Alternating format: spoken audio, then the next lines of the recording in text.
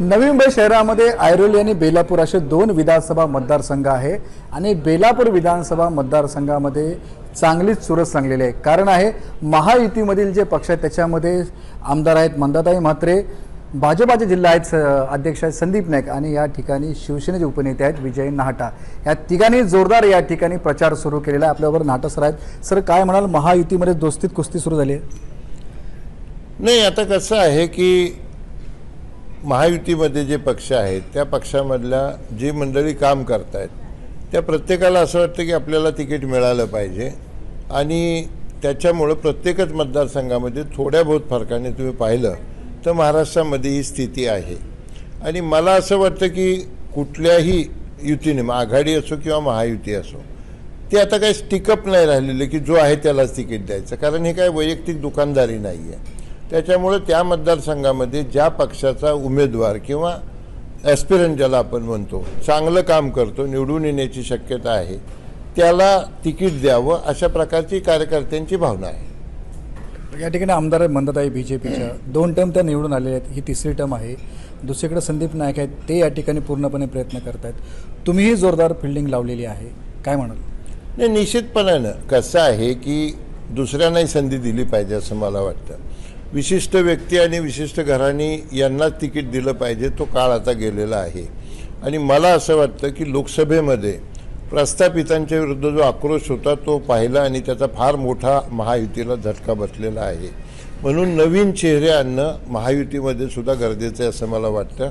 आणि निश्चितपणानं आम्ही आमचं म्हणणं आमचे नेते आदरणीय मुख्यमंत्री यांच्यापर्यंत पोहोचवलेलं आहे, खासदारांना सांगितलेलं आहे आणि सगळ्याच कार्यकर्त्यांचं म्हणणं असं आहे की बदल झाला पाहिजे। आणि माझी बॅकग्राऊंड मला असं वाटतं की या शहराला लायक आहे।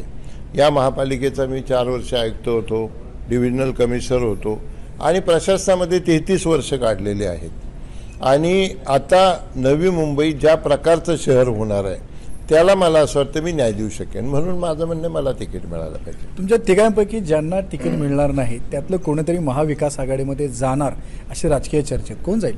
नाही, तसं जर नाही सांगता येणार, कारण महाराष्ट्राच्या काही देशाच्याच विशेषतः महाराष्ट्राच्या म्हणूया आपण राजकारणामध्ये इतक्या उलथापालथी होत आहेत की उद्या काय होईल हे तुम्ही सांगू शकत नाही आणि कुणी राजकीय व्यक्ती सांगू शकत नाही।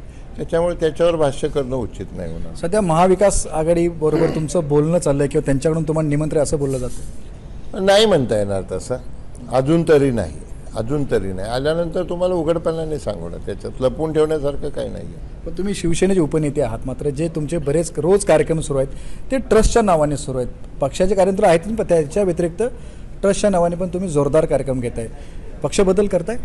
नाही नाही नाही नाही नाही, तुम्ही पाहिलं असेल की 90% कार्यक्रम हे शिवसेना आणि विजय नाहटा फाउंडेशनच्या नावाने होत आहेत। फक्त 10% कार्यक्रम ज्या ठिकाणी इतर लोकांना राजकीय पार्श्वभूमी असेल तर येणं अडचणीचं असेल अशा ठिकाणी त्या लोकांना येणं अडचणीचं होऊ नये। इतर पक्षातले लोक आहेत, सामाजिक काम करणारे लोक आहेत, त्यांना राजकीय नको असतं, त्याच्यामुळे अशा कार्यक्रमामध्ये आम्ही विजय नाहटा फाउंडेशनच्या नावाने काम करतो। एकीकडे तुम्ही सर भाजपातले जे संघाचे कार्यकर्ते आहेत, नेते आहेत, त्यांच्या भेटीगाठी घेत आहेत, दुसरीकडे महाविकास आघाडीचे कार्यकर्ते नगरसेवकांना तुम्ही त्यांना जवळ केलेलं आहे। नाही, मी इथे कमिशनर होतो म्हणून तुम्हाला मी सांगतो अगदी उघडपणाने की या शहरामधले सगळ्या पक्षाचे, सगळ्या संघटनांमधले सगळी नेते मंडळी असतील किंवा अन्य काम करणारे लोक असतील, यांचे माझे अतिशय जिव्हाळ्याचे, मैत्रीचे आणि वैयक्तिक संबंध आहे आणि त्याच्यामध्ये मागच्या 15 वर्षामध्ये काहीही फरक पडलेला नाही। आजही त्यांचं काही काम असेल तर अतिशय निसंकोचपणे, उघडपणे सगळी मंडळी माझ्याकडे येतात आणि मी कुठलाही विचार न करता त्यांना मदत करतो। जाणीवपूर्वक काही नाही, हे माझे 15 वर्षापासूनचे सगळे मित्र आहेत। सध्या तुम्ही एकनाथ शिंदे शिवसेनेमध्ये आहेत, मात्र उबाटा गटातले अनेक नगरसेवक कार्यकर्ते तुम्ही फोडायला सुरुवात केली आहे, तुमच्यामध्ये अजून पक्षप्रवेश सुरू आहे? फोडायला नाही सुरुवात केली, मला असं वाटतं आम्ही प्रयत्न करण्यापेक्षा इथलं जे उबाटाचं नेतृत्व आहे त्या नेतृत्वावर त्या पक्षातल्या पदाधिकारी कार्यकर्त्यांचा विश्वास राहिलेला नाही आणि त्यांना असं वाटतं की हे फक्त वैयक्तिक फायद्यासाठी नेतृत्व करतायत।